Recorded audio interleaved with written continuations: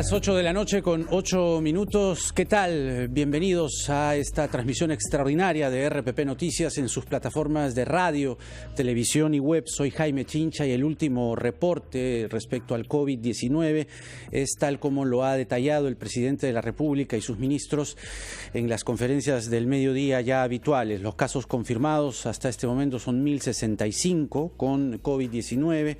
Casos descartados son 13.398. La región que encabeza los casos confirmados es y sigue siendo evidentemente Lima, aunque Loreto ha repuntado con 58 casos, Lambayeque con 30 y Cusco con 26. Hoy se han hecho anuncios respecto a el inicio de las clases, según el presidente Martín Vizcarra y el ministro de Educación Martín Benavides. El inicio de las clases, aunque de manera virtual, será el lunes 6 de abril. Y se está evaluando y por confirmar cuál va a ser la herramienta. Aula virtual, pero no todos tienen internet, es decir, también radio y televisión. Se planea que el lunes 4 de mayo, aunque de forma gradual, comenzarían las clases en los colegios. Según el presidente Vizcarra, se podría alternar la mitad de alumnos en cada salón de manera presencial. Lo otro es lo que ha pasado en el Congreso de la República. La ministra de Economía, María Antonieta Alba, se presentó para explicar el paquete de medidas económicas, pero fundamentalmente para poder explicarles a los congresistas cuáles son los pros y los contras, principalmente, de aprobar esta propuesta que el Congreso planea emprender de poder retirar el 25% de los fondos de las AFP. Sobre esto y más, la ministra María Antonieta Alba está con nosotros para sus explicaciones y sus respuestas respecto a la situación económica de nuestro país. Ministra, buenas noches. Buenas noches, Jaime. Muchas gracias por el espacio. Para nosotros es muy importante estos espacios donde podemos informar al ciudadano de todas las medidas que estamos tomando como gobierno. De eso se trata. Respecto a su presentación, el asunto referido a las AFPs, ¿los congresistas van a tomar en cuenta sus explicaciones o es que ellos, a su juicio, ya tienen una decisión tomada? Yo creo que los he escuchado con bastante apertura a escuchar los argumentos. Todavía no se ha tomado una decisión hoy día, o sea que creo que hay espacio para seguir teniendo diálogo técnico. Yo fui en realidad a explicar cuál es nuestra posición respecto a este instrumento que es el retiro de las AFPs, de las personas que no cotizan hace algún tiempo. Para nosotros es muy importante entender que nosotros estamos trabajando en una estrategia global para enfrentar el coronavirus, que tiene una etapa de contención y una etapa de reactivación económica. Para nosotros lo más importante es la etapa de contención, mientras que antes salgamos de la contención vamos a iniciar la reactivación económica. Es un plan que ya hemos anunciado de más o menos 12 puntos del PBI que tiene diversos instrumentos. Tiene gasto público, tiene prórroga del pago de impuestos. Entonces, lo que nosotros queremos que la ciudadanía entienda es que en el marco de la contención nosotros estamos haciendo esfuerzos muy grandes para rápidamente multiplicar la capacidad de respuesta del servicio de salud, pero también sabemos que hay que acompañar a las familias en este proceso difícil. Por eso es que tenemos una línea de soporte específico a las familias. Y en ese marco es que tenemos diversos instrumentos. Y es como un gran rompecabezas donde todas las piezas encajan, ¿no?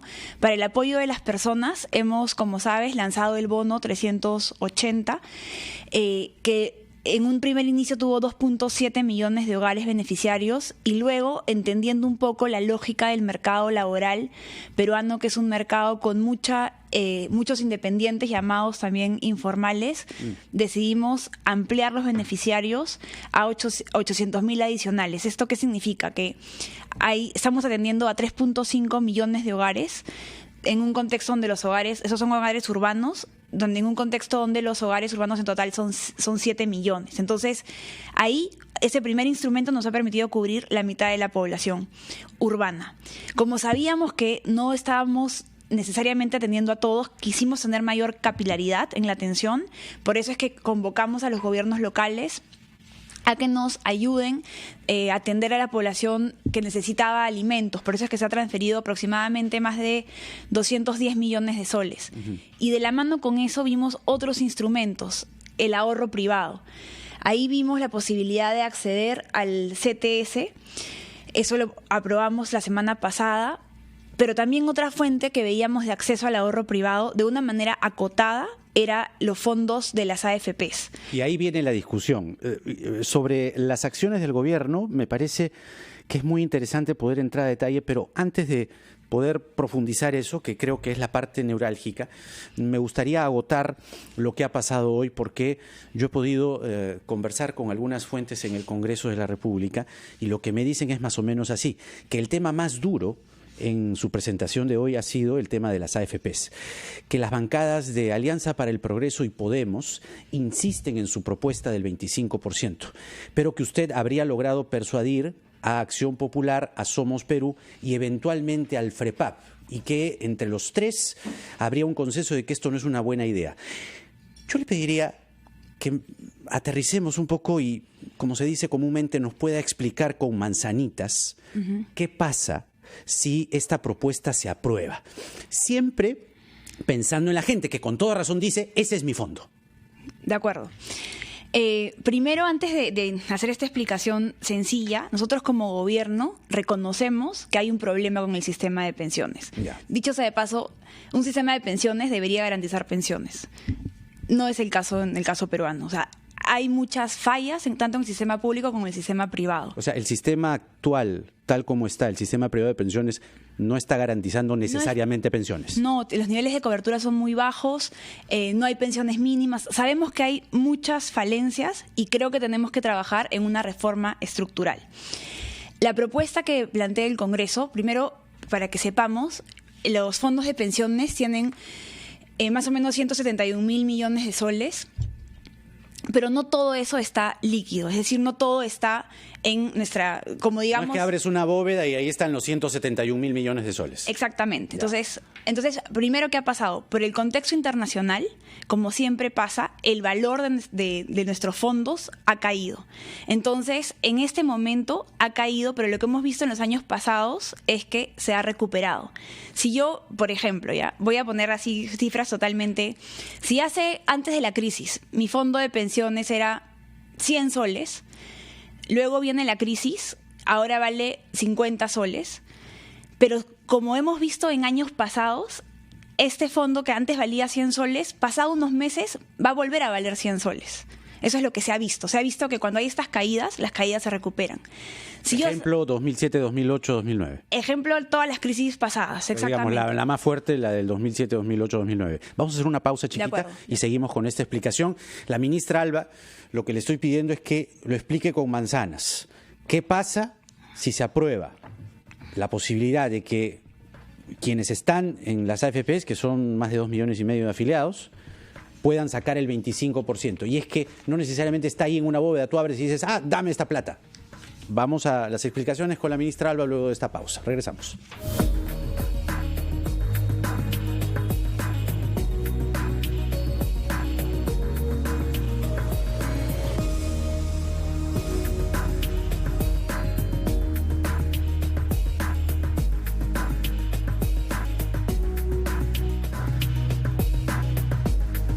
Son las 8 de la noche con 19 minutos. Está con nosotros la ministra de Economía, María Antonieta Alba, en una entrevista en la que nos explica primero lo que pasó en el Congreso hoy. Daniel Urresti, congresista de Podemos, ha dicho que no la ha convencido, pero yo le he pedido que nos explique con manzanas qué podría significar, así, bien directo y a la vena, qué puede significar que el Congreso apruebe que se pueda retirar el 25% de los fondos de las AFPs. Ya, retomamos, pero antes de iniciar la explicación, sí es importante que digamos que como gobierno somos totalmente conscientes que el sistema de pensiones tiene fallas. A veces se dice que son percepciones, a veces se dice que es desconocimiento. No es un tema de no es un tema de percepción, no es un tema de desconocimiento, no es un tema de ideologías. Nosotros sabemos que el sistema de pensiones tiene fallas, así lo han ratificado varios expertos.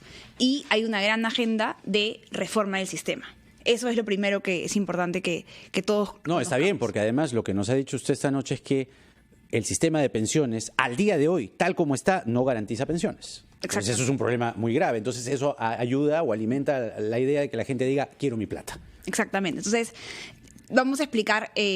A mí me dijeron, explica cuál es el impacto en la economía, pero como siempre, es mejor explicar cuál es el impacto en las personas, que es lo que al final del día importa. Hay un tema, el primer tema que es importante explicar, que eso siempre lo hemos dicho, es que cuando nosotros retiramos los fondos, lo que podría ser una pérdida esperada se convierte en una pérdida real. ¿Qué significa? Como te estaba diciendo, ¿no? Si hoy día mi fondo valía, antes de la crisis valía 100 soles, en estos días baja a 50. Si vemos lo que ha pasado en los años pasados, hemos visto que siempre se ha recuperado. Si me espero un poquito, va a llegar de nuevo a ser 100 soles. Si saco hoy día, en medio de la crisis, mi pérdida es real. Pierdo realmente esos 50 soles. Entonces, esa es la primera idea. La primera idea es que no es un buen momento para retirar plata de los fondos. A ver, hay una duda. ¿Por qué es, si yo retiro el 25%, una pérdida real? ¿Y por qué no es real que, como bien me dice usted, antes de la crisis tenía 100 y hoy tengo 50? ¿Cuál es la diferencia? ¿Por qué retirar 25% sí es real y por qué el haber perdido 100 y 50 no es real? Si parece que en los dos estoy perdiendo. No, mi punto es, en este momento, si no retiro mis fondos, yo pienso que he caído en 50 soles. Ya. Pero si yo no hago nada y espero, en unos meses se va a recuperar, va a volver a valer 100 soles. Pero si yo el día de hoy vendo, me quedo con 50 soles y pierdo esa diferencia. Por eso es que decimos que es una pérdida real. Pero ¿qué significa también, Jaime? Que somos absolutamente conscientes que a pesar de las pérdidas, hay familias, hay personas que se han visto afectadas por esta situación de la cuarentena que no pueden esperar los 3, los 6 meses. Entonces creemos que en esos casos, que es un poco de la puerta que hemos abierto, creemos que en casos muy acotados sí es posible poder retirar los fondos, porque sabemos que hay personas a las cuales no les podemos decir, oye, espera 5, espera 6 meses. Son personas que tienen necesidades reales el día de hoy. Esa es una idea.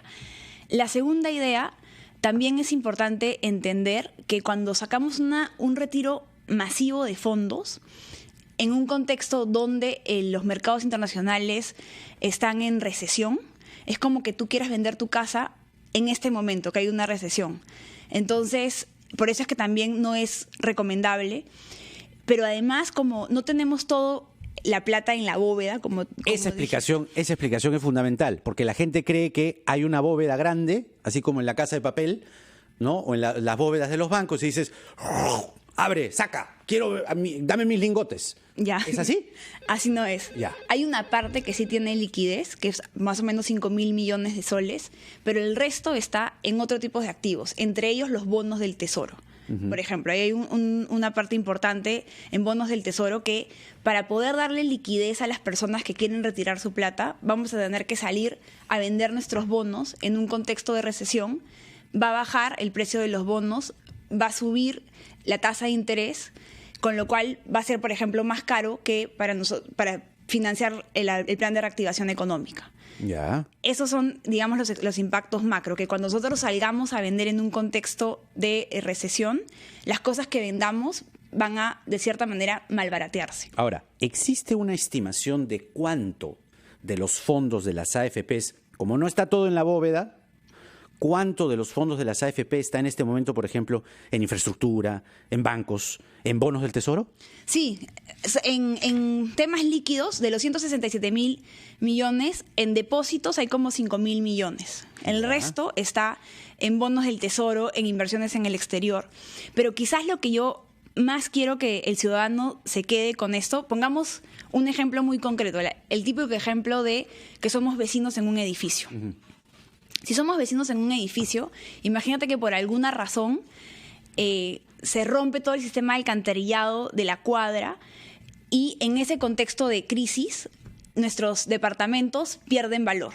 Ya. Unas personas, que es lo que siempre sucede en la crisis, una vez que la municipalidad venga y arregle, no solamente arregla ese alcantarillado, sino que también arregla la iluminación, arregla otros temas. Para que vuelva su valor. Que incluso podría... con algunas mejoras más, podría nuestro departamento, que todos teníamos un departamento de 30.000 soles, cuando se rompió el alcantarillado, todo baja a 15.000 soles, pero si nosotros esperamos a que todo se arregle, en el futuro podría valer más, ¿ya? O sea, se podría recuperar. Pero somos vecinos nosotros, es vecino Juan, es vecino todo el mundo. Y si en ese momento nosotros todos decidimos vender, es posible que, como es en esta venta masiva, si todos decidimos vender, el precio va a caer aún más y no sabemos si se va a recuperar. Entonces, nosotros podemos salir con nuestra plata bajo el brazo, pero las personas, nuestros vecinos que no vendieron, vamos a hacer que su propiedad se quede con un valor menos. Que eso es lo que sí es importante que me gustaría explicar. En el corto plazo vamos a solucionarle la vida a algunas personas, pero vamos a hacer que los fondos que se quedan ahí, imagínate, sacamos el 25%, vamos a dejar que ese 75% pueda perder valor también. Ya. Entonces, eso va a afectar a otros afiliados que quizás es el ahorro de toda la vida pensando que íbamos a tener una pensión digna. Entonces, tenemos ese riesgo. Tenemos el riesgo de bajar el valor de las pensiones futuras de las personas que se quedan ahí. Y eso es lo que a nosotros nos preocupa bastante. Por eso es que... Pero al medio está la reforma.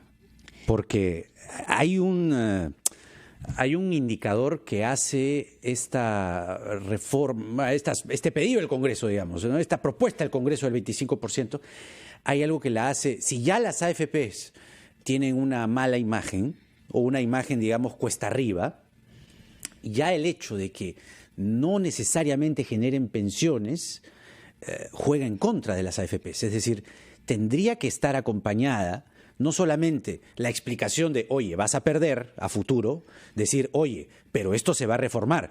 Ya lo está diciendo, pero el cómo. Efectivamente, eso sí quería, desde el inicio lo dije, somos totalmente conscientes que hay muchas mejoras en el sistema, no solamente en el sistema privado, en el sistema público tú tienes que acumular 20 años para acceder a una jubilación. Si acumulaste 19 años con 10 meses, no accedes a la pensión. Entonces, fallas ahí en los dos lados. Creo que tenemos que sentarnos a trabajar con el legislativo en esta reforma. De hecho, muchos congresistas lo han planteado y yo saludo la medida. Pero en el corto plazo, la medida que hemos tomado, eso sí es importante, es parte de es una pieza dentro de un plan más grande, que es el plan de la contención y la reactivación económica. Por eso yo insistí desde el inicio en comentarte que esta medida se explica que es excepcional porque es parte de un plan más grande.